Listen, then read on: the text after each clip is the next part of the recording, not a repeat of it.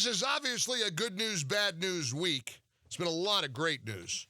I mean, starting with the China trade deal that was signed, continuing the USMCA deal was signed, workers are benefiting, incredible economic news. Yesterday, the president supporting religious freedom for kids who want to be able to pray in schools. But of course, all of this is sort of tainted by the impeachment fiasco.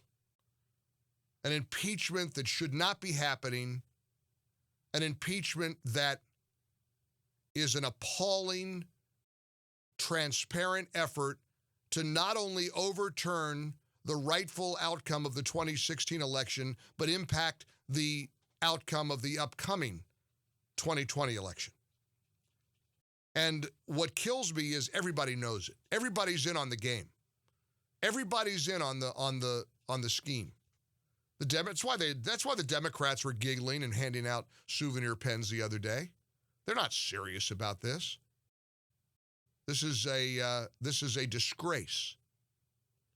And we keep seeing one thing after another being accomplished.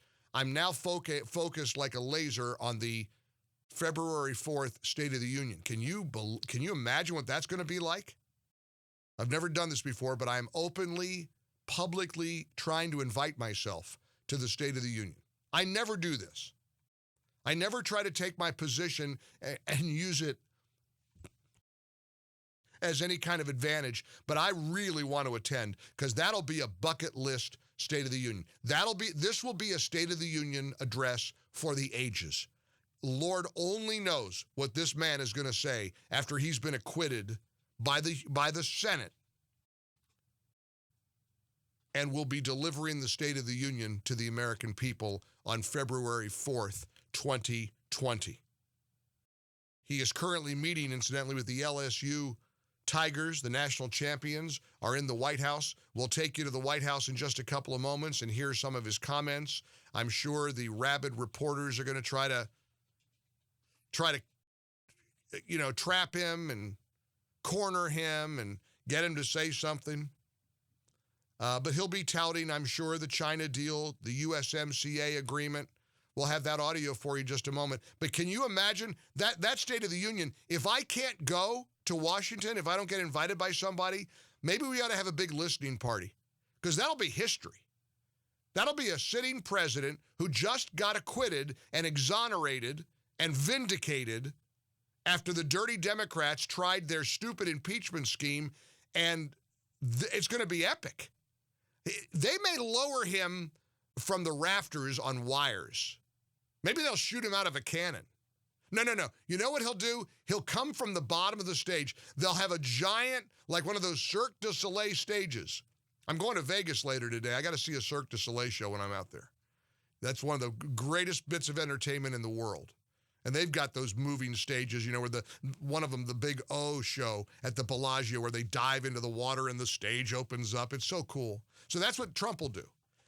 He'll be like on an elevator, and there'll be giant lighting, and you'll hear the announcement, "Ladies and gentlemen, the 45th President of the United States of America." The stage starts to split. The lights come down and hit him. He rises from underneath the stage, and the crowd goes wild.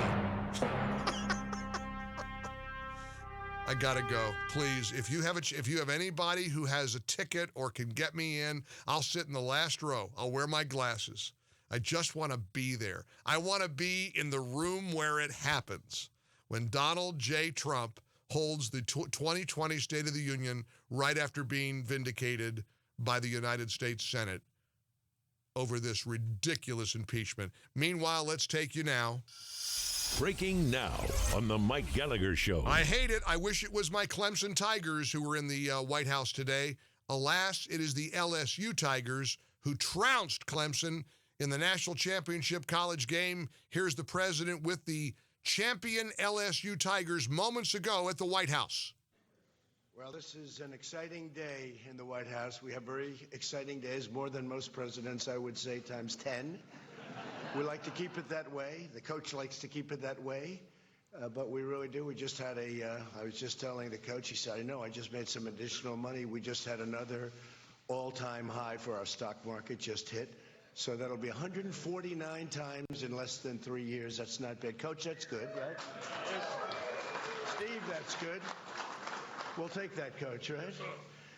But today, it's about the coach and the team and that unbelievable quarterback, unbelievable players. It's really my great privilege to welcome to the White House the college football national champions, the Louisiana State University Tigers.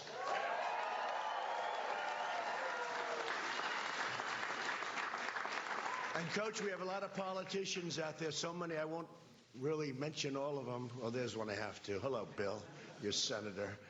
But we have a lot of great politicians out here, and some football players, the politicians, I really respect the football players a lot more, to be honest. We're joined by many loyal fans of the purple and gold, including Ambassador Robert Lighthizer, who just did our great deal. Where's Robert? Just did our great 2 deals. We just made the 2 largest trade deals in history. One with China and the other one with Mexico, Canada.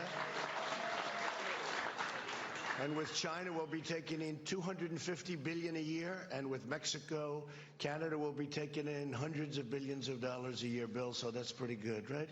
And it makes our country stronger and better. And you did a fantastic job. You could almost stand up here. Mentally, you could. Physically, I don't think you have what it takes. I must be honest. And again, Senator Bill Cassidy. Bill, you've been a tremendous supporter of the team and your state, and we appreciate you being here very much. Thank you very much. So that's really cool. Steve The team Scalise. is sort of standing there on, it looks like little bleachers behind the president who's standing at the presidential podium.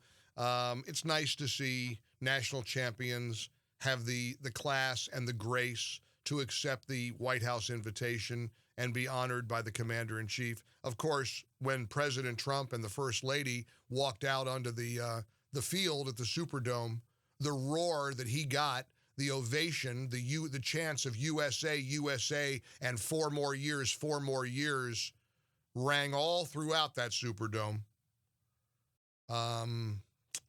It's going to be an interesting time.